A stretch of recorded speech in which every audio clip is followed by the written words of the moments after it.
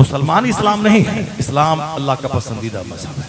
मुसलमान अगर बदअमल हुआ, ये अगर शादी ब्याह में अपनी 80 साल की बुढ़िया को नचवाने लगा और ये अगर पैसा कौड़ी को पानी की तरह शादी में बहाने लगा, जो शादी इस्लाम ने आसान किया था कि मस्जिद में 2 आदमी के बीच में निकाह पढ़ ले, और हुजूर ने अपनी बेटी सारी औरतों के सरदार सैयदा फातिमा की शादी सिंपल ढंग से मस्जिद नबी में करवा दी।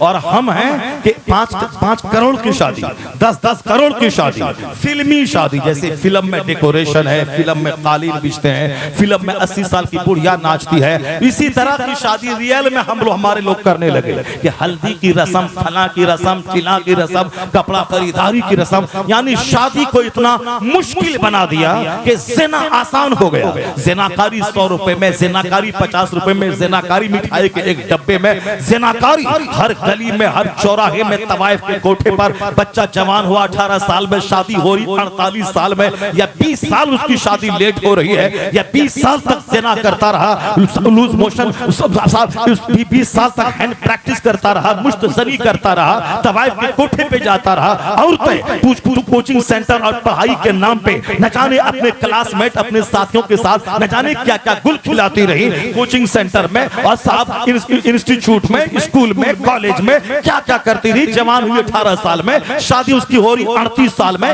या 20 साल उसकी शादी डिले हो रही है। न जाने चोर दरवाजे से कितने हमल गिरवाए गए। ये सारा तमाशा काफिरों की तरह।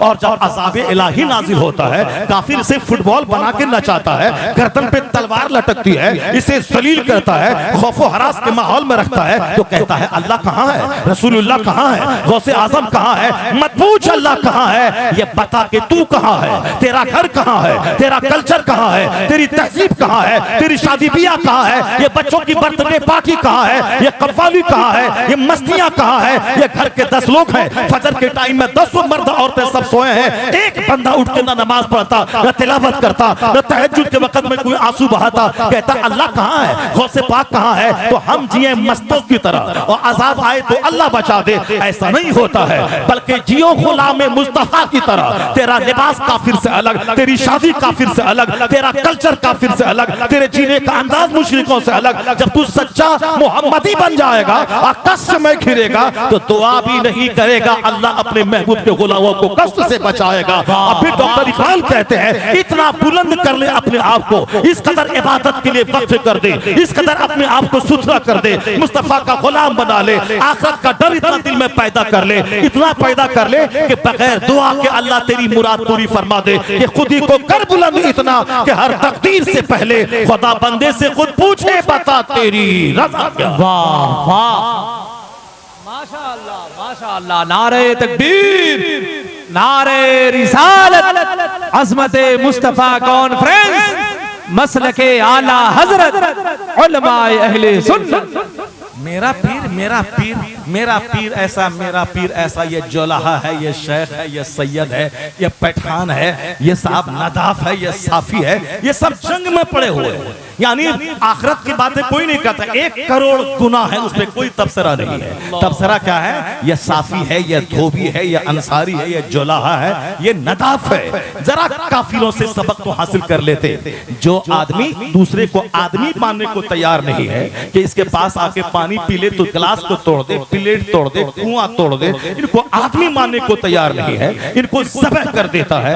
आज वो उनके एक होने की बातें कर रहा कि हम एक हैं, हम एक रहेंगे, हम बटेंगे तो कटेंगे, हम एक रहेंगे तो एक रहेंगे। यानी जो दूसरे को जानवर समझता था, एक दस्तरखान पे खाने नहीं देता है। आज तक बता दे कि आज दलितों और शूद्रों का क्या हाल है। वो कुआं में पानी पी ले तो कुआं तोड़ दिया जाए, वो दस्तरखान पे खाना खाए उसको उठा के फेंक दिया जाए, वो आदमी ही नहीं है। मगर जरा आंख खोल के देख ले, मस्जिदों में नदाफ आ जाए, अगली सफ में बैठे कोई सैयद की मां मरे कि उसको उठा के बाहर फेंक दे। जो मस्जिद में जहां आ गया वही उसकी जगह है। नदाफ आए, जोलाहा आए, साफी आए, मुसलमान कलमा पढ़ा है वो आ गया। यहां तक कि जो भंगी का पाखाना ढोता था, जुमा की नमाज से आधा घंटा पहले वो कलमा पढ़ लिया, मुसलमान बन गया, नहा धो के मस्जिद में आया। अब वो अगली सफ में शेख के पास बैठा है, सैयद के पास बैठा है, जहां 50 साल में इज्जत नहीं मिली दस्तरखान पे बैठ के बड़ी जाति के साथ खाए, यहाँ 50 मिनट में वो इज्जत मिल गई कि सैयदों के साथ बैठा है, शेख के साथ बैठा है, अगली सब में बैठा है और रमजान में इफ्तार करने के लिए बैठा। इफ्तार से 5 मिनट पहले वो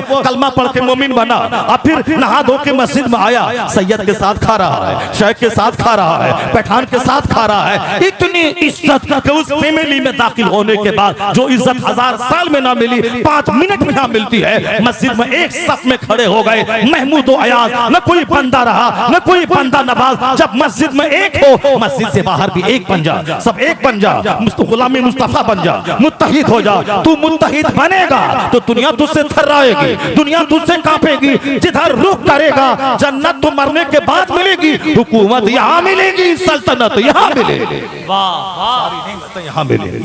सरोजनी नायडू कहती हैं, I have been struck over again and again to see this indivisible unity of Islam. When the azan is sounded, the worshippers are gathered, the peasant and the king stand side by side together. वो कहते हैं, the best embodiment of democracy can be seen 5 times a day in the mosque. Sarojini Naidu Hindu है और ऊंची जाति की एक खातून है, पढ़ी लिखी, हाईली पढ़ी लिखी खातून है, हिंदुस्तान की पॉलिटिशियन भी है, हिंदुस्तान की अदीबा शायरा भी है, बहुत बड़ी खातून है। वो कहती हैं, जब मुसलमानों की मस्जिदों को मैं देखती हूँ तो हैरत में पड़ जाती हूँ।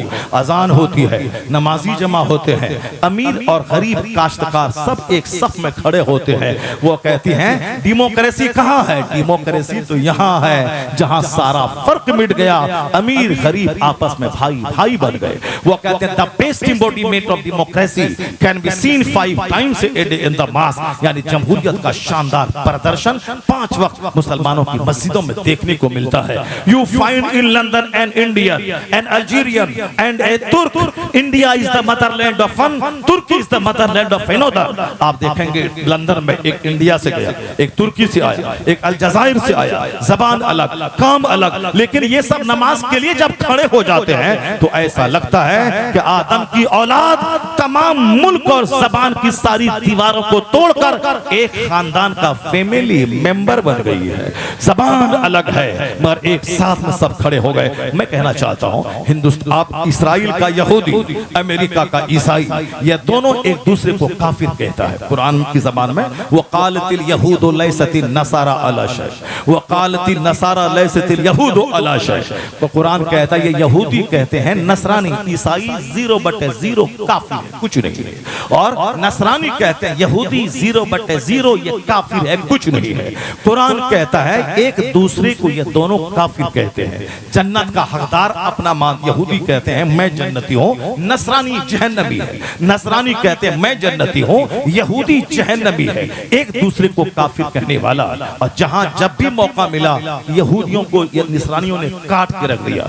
First world war, second world war में कई लाख यहूदी, लगभग 50 से 60 लाख यहूदियों को हिटलर ने ज़बह कर दिया। पूरी दुनिया में कहीं जगह नहीं मिली यहूदियों को, तो अरब के मुसलमानों ने उसको फिलिस्तीन में बसाया। उस नाग सांप को बसाया, कोई जगह नहीं दे रहा था, फिलिस्तीनियों ने उसको जगह दिया। आज वही उनके बाल बच्चों को काट रहा है, उस पर बम बरसा रहा है। ये बेगैरत, बेहया और फिर ये बेशर्म कौम है ये, जिसको पनाह दिया जिन लोगों ने, उसी के बाल बच्चों पर आग बरसा रहा, उसी के बाल बच्चों को 20 महीने से तबाह कर रहा, 20 महीना क्या 70 साल से बर्बाद कर रहा है, और रोजाना बम गिरा गिरा के लोगों को मार रहा है। उसी के बाल बच्चों को जिसने उनको पनाह दिया था। ये जलील कौम, ज़ुरिबत अलैहिमुल ज़िल्लतु वल मस्कना। मगर जो बात मैं कहने जा रहा हूँ वो बात ये है, ये दोनों एक दूसरे को काफिर कहने वाले हमको मिटाने के लिए दोनों यूनाइट हो गए हैं। अमेरिका का यह हथियार, इस्राइल की फौज, और दोनों मिल के हम पर आग बरसा रहे हैं ताकि जेनोसाइड, नस्ल कुशी यानी फिलिस्तीनी बाकी नहीं रहे, ताकि ग्रेटर इस्राइल का सपना मेरा साकार हो जाए। फिर क्या है, मस्जिद अक्सा को मैं ढा दूं और अपना बिल्कुल एक जबरदस्त टेंपल में कायम कर लूं, और फिर उसके बाद फिर पूरा अरब पे मैं धीरे धीरे कब्जा कर लूं। इसके लिए ये दोनों एक दूसरे को काफिर कहने वाले हमको मिटाने के लिए यूनाइट हो गए हैं। अब इसमें हमारा क्या तकाजा है? अब इसमें हमारा क्या है कि हम पीर के नाम पे टुकड़े होते रहे, हम शेख और पठान के नाम पे आपस में लड़ते रहे, हम खानदान के नाम पे मोहल्ले मोहल्ले 22 जंग करते रहे, हम मदरसे को जंग का अखाड़ा बना दें, हम कब्रिस्तान को जंग का अखाड़ा बना दें, हम मस्जिदों को अखाड़ा बना दें। मेरे खानदान की मस्जिद अलग, सैयदों की मस्जिद अलग, शेखों की मस्जिद अलग, पठान की मस्जिद अलग। शेख को कोई काटे तो हम बोले चलो हम तो बच रहे हैं, वो शेख काटा जा रहा है। और जिस दिन वो शेख काटा जाए वह पठान बोले अरे हम तो बचे, चलो सैयद काटा जा रहा है। सैयद बोले चलो हम तो बचे, पठान काटा जा रहा है। एक एक करके सबको काटा जाएगा। उन काफिरों से सबक हासिल कर कि जब ये दोनों काफिर एक हो गए हैं मुझे मिटाने के लिए, अब तू भी सारे झगड़े खत्म करके एक हो जा और बता दे कि हम भी अब एक हो गए हैं इस्लाम और काबा बचाने के लिए। वाह, हम एक हो गए इस्लाम बचाने के लिए। जिस खानकाहों से इख्तलाफ की दीवार, इख्तलाफ की बू निकलती हो, उस खानकाहों को तोड़ दिया जाए। फातिहा के नाम पे एक हो जाओ, मिलाद के नाम पे एक हो जाओ, जुलूस मोहम्मदी के नाम पे एक हो जाओ। ये कौन सा डरामा है? जुलूस मोहम्मदी तू भी निकालता है, हम भी निकालता है, अपना अलग एक खूंटा क्यों कायम किया हुआ है? 1.5 ईंट की मस्जिद अलग कायम क्यों किया हुआ है? अंदर से दिल एक दूसरे के टूटे हुए क्यों है? ये अल्लाह का अजाब है कि दिल में हसद है, दिल में कीना है, दिल में कुदूरत है। भाई भाई टूटे हैं, इमाम मोहसिन टूटा है, मुदर्रिस मुदर्रिस टूटे हैं, मोहल्ला मोहल्ला टूटा है। ये अजाब इलाही है कि दिल माइल नहीं होता। छोटी छोटी बात पे इख्तलाफ है,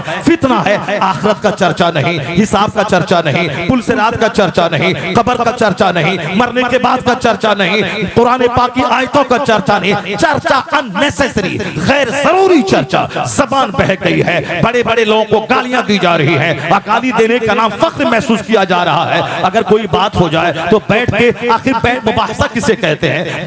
बैठने के बाद आप बहसे किसे कहते हैं? एक दूसरे को दलाइल के साथ उसकी बात की कटिंग कर देना, सही साबित करना, ये किसे कहते हैं? अहसन तरीके से बातें करना, ये किसे कहते हैं? बस जबान में आया, गाली दे दिया, गाली दे के बातें करने लगे, गाली देना शुरू कर दिया। यानी ये ऐसी ऐसी अलामत है जिसको बर्बाद होना है, जिसको तबाह होना है। बड़े बड़े मुद्दों को छोड़कर छोटी छोटी बातों में उलझते रहना है, लड़ते रहना। एक कौम में मुस्लिम, अल्लाह के नाम पे एक हो जाओ, मुस्तफा के नाम पे एक हो जाओ, अहले बैत के नाम पे एक हो जाओ, सहाबा की हुर्मत के नाम पे एक हो जाओ, गौसे आजम के नाम पे एक हो जाओ, आला हजरत के नाम पे एक हो जाओ, मसलक रजा के नाम पे एक हो जाओ। जो लोग कहते हैं नमाज पर फातिहा करना हराम है, वो भी जहन्नम का रास्ता चुना है। और जो कहते हैं फातिहा, मिलाद, लोहबान, अगरबत्ती कर नमाज पढ़ने की जरूरत नहीं है, ये भी जहन्नम का रास्ता है। रास्ता जन्नत का वो है, फर्ज फर्ज है, नफल नफल है। जब तक कोई फर्ज ना अदा करे कोई नफल कबूल नहीं होगा, न फातिहा कबूल होगी, न चादर पोशी कबूल होगी, न जुलूस मोहम्मदी कबूल होगा। नमाज फर्ज आज़म है, नमाज छोड़कर कोई नफल नेकी काम नहीं आएगी। तो मसला के आला हजरत यही है कि सिर्फ नमाज पढ़ने के बाद इन नवाफिल को हराम कहने वाला वो भी जहन्नम जाएगा। तो मसला के रजा ये है कि फातिहा भी होगी, नियाज भी होगी, नमाज भी होगी, मगर फर्ज पहले होगा, वाजिब पहले होगा, सुन्नत मुअक्कदा पहले अदा होगी, नफल बाद में होगा, नमाज पहले होगी, फातिहा बाद में होगी, रोजा पहले होगा, जुलूस मोहम्मदी बाद में निकलेगा, फर्ज भी अदा होगा, नफल भी अदा होगा। यह सीधा रास्ता जन्नतुल फिरदौस लेके चला जाए। वाह वाह, यही है सीधा रास्ता, यही है मसलक के आला हजरत। गिरा बांध के रख लें कि नमाज फर्ज आज़म है, हज सब पर फर्ज नहीं है, ज़कात सब पर फर्ज नहीं है, सदक़े फित्र सब पर वाजिब नहीं है, कुर्बानी सब पर वाजिब नहीं है। जो साहिब निसाब है उस पर कुर्बानी वाजिब है, जो साहिब निसाब है उस पर सदक़े फित्र वाजिब है, जो साहिब माल है उस पर ज़कात फर्ज है, जो साहिब इस्तिताअत है उस पर जिंदगी में एक बार हज फर्ज है। मगर नमाज हर मुसलमान, आकिल पाकिल मर्द, आकिल बालिग मर्द औरत, शहरी देहाती, गरीब अमीर फकीर, सेहतमंद बीमार, सब पर फर्ज है। ये सबसे बड़ा फर्ज है। जिस तरह जिंदा रहने के लिए खाना जरूरी है, उसी तरह मुसलमान बने रहने के लिए नमाज पढ़ना जरूरी है। अगर कोई खाना नहीं खाए मर जाएगा, उसी तरह कोई नमाज नहीं पढ़े मुसलमान नहीं रहेगा। हदीस मुस्लिम आया बैनल अब्द वल कुफ्र तर्कुस सलात, एक मुसलमान और काफिर के दरमियान जो चीज फर्क पैदा करती है वह तर्के सलात है। नमाज पढ़ने वाला मोमिन, नमाज छोड़ने वाला नहीं होगा कामिल मोमिन। फ़िक़्ह हनफी में जब तक नमाज को फर्ज समझे बंदा काफिर का फतवा तो नहीं लगेगा, अलबत्ता वो सड़ा हुआ ढांचे का मुसलमान है जिसके पास ना हाथ हाथ है न पाँव है, बस सांस चल रही है। मुर्दा लोग नहीं कहेगा, मगर वह मुर्दे से बदतर है कि हाथ भी नहीं, पाँव भी नहीं, आंख भी नहीं, जबान भी नहीं, सिर्फ सांस चल रही है। तो कोई फतवा नहीं देगा कि यह मुर्दा है, सांस चली जिंदा है। उसी तरह जो कलमा पढ़े अगर नमाज रोजे को फर्ज मानता है, उसको फतवा तो नहीं दिया जाएगा कि यह जाहिर ये काफिर है। अलबत्ता वह ढांचे का है, जिसका पाँव सड़ा हुआ, जिसके नमाज के हाथ सड़े हुए, जिसके रोजे की जबान सड़ी हुई, यानी न नमाज है न रोजा है, वह ढांचे का आदमी है जो मुर्दों से बदतर है। इसलिए अपने हुजूर ने फरमाया, जब तेरा बच्चा 7 साल का हो उसे नमाज का आदेश दे, और जब बच्चा 10 साल हो उसे मार के नमाजी बना दे, और जब मार के नमाजी बने और जब नमाजी हो जाए बिस्तर उसका अलग कर दे। तो आप बैरिस्टर बनाए, आप इंजीनियर बनाए, डॉक्टर बनाए, बीएम बनाए, सब बनाए, सिर्फ मौलवी साहब मत बनाए कि दूसरों के सामने ज़कात और खैरात कलेक्शन करके भिखारी बन जाए। नहीं, आलिम हो, मस्जिद में इमामत करे, अमरे बिल मारूफ करे, लोगों को हक बात बताए। चाहे जैसे ये मौलवी का काम नहीं था कि 10 क्या रसीद लेके ज़कात कलेक्शन करे, फितरा कलेक्शन करे, दूसरे दरवाजों पे जाके भीख मांगे, और तकरीर करने के बाद जो हाथ चूमते हैं और सुबह रसीद लेके गए, वो हमें 1 घंटा बैठाता है, वो हमें सलाम हमसे करवाता है। ये आलिम की तौहीन है। लेकिन ये काम सारा था पब्लिक का कि आप कहते मौलाना अल्लाह ने तुझको इल्म दिया है, तुम मसनद पर बैठकर मेरे बच्चों को कुरान और इस्लाम सिखाओ, हमको अल्लाह ने माल दिया है, हम मदरसा की तामीर करेंगे, तेरी तनख्वाह का इंतजाम करेंगे। और जब तक यह सिस्टम था तो अरबपति आलिमों का पांव चूमते थे, वो जानते थे ये गरीब जरूर है मगर मेरे पैगंबर का नाइब है, नाइब रसूल है। वो जानते थे कि नाइब रसूल है, चाहे मेरे पास हजारों एकड़ जमीन क्यों न रहे, इनके पांव के धूल के बराबर मैं नहीं हो सकता, चूंकि मेरे मुस्तफा का नाइब है। लेकिन जब आपने काम छोड़ दिया तो मौलाना लोग क्या करेंगे? मौलाना करेंगे ठीक है, हमको सलाम मत करना, हमको बैठने के लिए मत देना, मगर ज़कात खैरात लाओ ताकि मदरसे का दरवाजा बंद न हो। ये इनका एहसान है कि अपनी इज्जत को ताक पे रखकर भीख मांगकर मदरसा को चलाते हैं, मुस्तफा के मेहमानों को खिलाते हैं और कुरान पाक की तालीम का दरवाजा खोले हैं। यह एहसान इनका है, अपनी इज्जत को तार तार करके मदरसा को चला रहे हैं ताकि कुरान पाक की तालीम का दरवाजा बंद ना हो। यह तालीम का सिलसिला जारी है। यह एहसान है इनका कि अपने आप को जलील करके चंदा करके मदरसा चलाते हैं, तामीर करवाते हैं, तनख्वाह का इंतजाम करवाते हैं, मुस्तफ़ा के मेहमानों के खाने का इंतजाम करते हैं। इसलिए इनको जलील न समझें, इनके आने के बाद इनका इस्तेकबाल करें, इनका हाथ चूमें, ज़कात भी दें, खैरात भी दें, अलग से इनको नजराने भी इनके हाथ में दें कि ये ज़कात और खैरात से मदरसा चलेगा। और ये नजराने हैं, इससे आप अपनी ज़रूरत पूरी करते रहे। हर जुमा के दिन अपनी मस्जिद के इमाम को 100, 200, 50, 25 रुपए नजराने दे, तनख्वाह अलग से, ये नजराने तोहफे अलग से। और जिन लोगों ने नजराने तोहफे आलिम उलमा को देना शुरू किया, अल्लाह ताला उसे इतना नवाजता है। एक सेठ चेन्नई का कहने लगा, जब से मैंने आलिमों को अलग से तोहफे देना शुरू किया, तो ईद के दिन शेरवानी देना शुरू किया, कपड़े देना शुरू किया, ज़कात का नहीं नवाफिल का, अल्लाह ने इतना मुझे नवाजा है, खुद मुझे पता नहीं कि मेरे पास कितनी दौलत है। अल्लाह के दीन की जो खिदमत करता है उसकी तुम खिदमत करो, अल्लाह इसके बदले में तुझे दुनिया भी देगा और क़यामत के दिन इनके पीछे पीछे जन्नतुल फिरदौस का दरवाजा भी देगा। अल्लाह तबारक व तआला हमको और आपको सबों को कुरान समझने, कुरान पाक पढ़ने और कुरान पाक पर अमल करने की तौफीक अता फरमाए। इस कंप्यूटर में हजारों बातें हैं, 2-4 घंटे में सारी बातें खत्म नहीं हो पाएंगी, लेकिन जो बातें हो गई। मैंने बिल्कुल बेसिक और बुनियादी बातें आपके सामने रखी हैं। कोई बहुत बड़ी पेचीदा बातें ऐसे करके वैसे करके नारा लगवा के नहीं, मैंने बिल्कुल इस्लाम की जो बेसिक और बुनियादी पैगाम है वही मैंने आप तक पहुंचाने की कोशिश की है। अगर आपका सीना हिल गया, आपके दिल में अल्लाह का डर पैदा हो गया, आप अपनी ज़िंदगी में तौबा करके यूटर्न ले आए, आखिरत की तैयारी का शौक़ पैदा हुआ, समझ लीजिए कि जलसा कराने की मेहनत वसूल हो गई। अल्लाह तबारक व तआला आप सबों को दीनदारी अता फरमाए, आप सबों को अपने घरों में सारे लोगों को नमाजी बनाने और खुद नमाजी बनने की तौफीक अता फरमाए, दूसरों को नहीं मुस्तफ़ा को देखने की तौफीक अता फरमाए। फिल्म एक्टर नेता को नहीं देखना है, बल्कि आला हजरत की ज़बान में उन्हें जाना, उन्हें माना, न रखा गैर से काम, लिल्लाहिल हम्द में दुनिया से मुसलमान गया। अल्लाह ताला इस महफिल को कबूल फरमाए।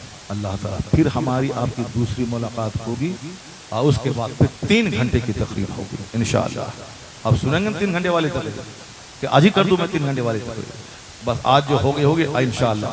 मुझको आज आना नहीं था, बहुत सख्त ज़रूरत है। मैंने सारी बातें कह दी थी, मौलाना साहब ने कहा कि ठीक है आए, टिकट बनवा दिया उन्होंने राजधानी से, मगर वो टिकट को कैंसिल करवा दिया इन लोगों ने ताकि आपकी तकरीर हो जाए। अभी सिक्योरिटी साहब ने कहा कि आपको मैं डायरेक्ट घर भेजने का मैं इंतज़ाम कर दूंगा। इसी वरना मैंने कहा था कि 10 से लेकर 12 के बीच में 2 घंटे की तकरीर मेरी करवा दें और उसके बाद, मगर उन्होंने कहा कि नहीं आपके घर भेजने तक के लिए मैं गाड़ी का इंतज़ाम कर दूंगा। तो इसलिए मैं आपके सामने एक लंबी तकरीर मैंने आपके सामने कर दी। मेरे हिसाब से लंबी नहीं है, वो आपके हिसाब से लंबी है, मैंने कर दी। इंशाअल्लाह अज़ीम ये एक कर्ज है जो इंशाअल्लाह आइंदा दूसरी महफिल में इसको उतार दिया जाएगा। अभी हमारे मेहमान लोग हैं, इन लोगों से नात सुने और फिर अपने घर को आप जाएं और मैं नसीहतों को कबूल करते। बहुत कामयाब जलसा, आपकी नस्लें याद रखेंगी। पहला जलसा जबरदस्त जलसा, सुभान अल्लाह, माशाअल्लाह। पहला जलसा कामयाब तरीन जलसा। माशाअल्लाह। सीना बड़ा रखिए, चौड़ा सीना रखिए, दिल खुला हुआ रखिए, नीयत अच्छी रखिए। अल्लाह दे कितना अच्छा जबरदस्त मौसम कर दिया। बहुत सारे जलसे शुरू होते टाइम में बारिश हुई, जलसा खत्म हो गया। सारे मेहमान को नजराने भी देना पड़ा, टेंट वाले को पैसा देना पड़ा, माइक वाले को देना पड़ा, मगर फायदा क्या हुआ? जलसा ही नहीं हुआ। मगर आज इतना जबरदस्त गर्मी भी नहीं थी कि बैठना मुश्किल हो जाए, बारिश भी नहीं थी कि बैठना मुश्किल हो जाए, भीनी भीनी हवा चल रही थी और आप सब मस्त हो रहे थे। और जलसा सुनहरे मौसम में आखिर 2 बजे रात तक चला। अभी और 2 घंटा चलेगा, क्योंकि आपको हाफिज़ साहब से नात सुननी है और फिर शम्स रेड्डी से नात सुननी है। उसके बाद फिर दुआ सलाम के बाद आपको महफिल से जाना है। अल्लाह ताला आपकी